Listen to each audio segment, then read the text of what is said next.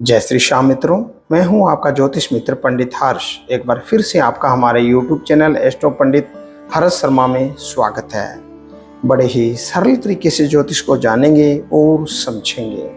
मित्रों, आज का हमारा चर्चा का विषय रहने वाला है गरुड़ पुराण। जानेंगे कम उम्र में क्यों हो जाती है लोगों की मृत्यु।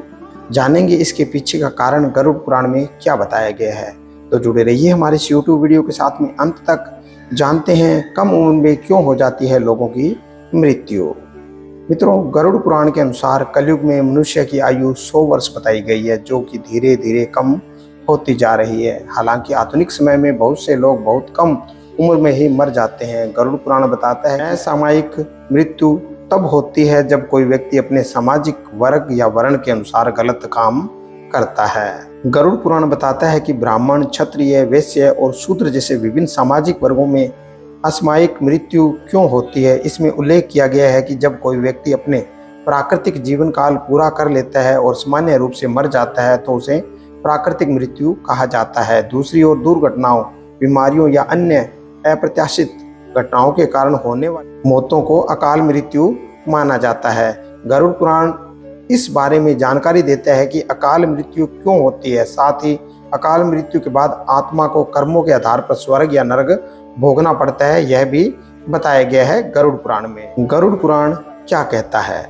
गरुड़ पुराण में भगवान विष्णु पक्षियों के राजा गरुड़ को समझाते हैं कि मृत्यु जीवों के पास तभी आती है जब उनका पूर्व निर्धारित जीवन काल पूरा हो जाता है और वे उन्हें नश्वर संसार से दूर ले जाती है। वेदों में कहा गया है कि कलयुग में मनुष्य 100 साल तक जीवित रह सकते हैं, लेकिन जो लोग पाप कर्म करते हैं वे जल्द ही मर जाते हैं। जो वेदों का ज्ञान न होने के कारण वंश परंपरा में सदाचार का पालन नहीं करता, जो लोग आलस्य के कारण अपने कर्तव्यों को त्याग करते हैं या जो गलत कामों का रुख करते हैं, वे अपना जीवन काल खो देते हैं। इसके अलावा जो जिस किसी के घर में भोजन कर लेता है और जो पर स्त्री को अनुरक्त करता है, इस प्रकार के अन्य महादोषों से मनुष्य की आयु क्षीण हो जाती है।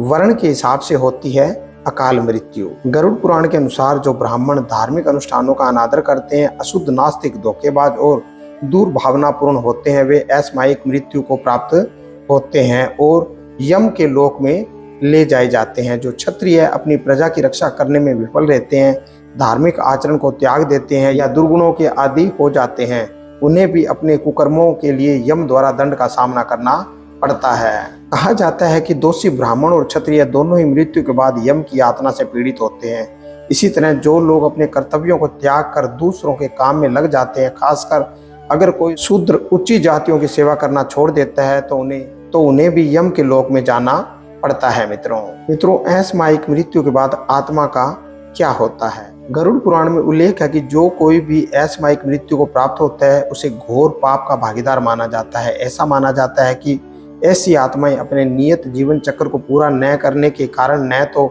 स्वर्ग प्राप्ति करती है और न ही नरक। यदि कोई व्यक्ति असामयिक मृत्यु को प्राप्त होता है तो उसकी आत्मा भूत, प्रेत या पिशाच के रूप में प्रेत योनियों में भटक सकती है। यदि कोई विवाहित महिला असामयिक मृत्यु को प्राप्त होती है तो उसकी आत्मा भटकती हुई चुड़ैल महिला आत्मा बन सकती है।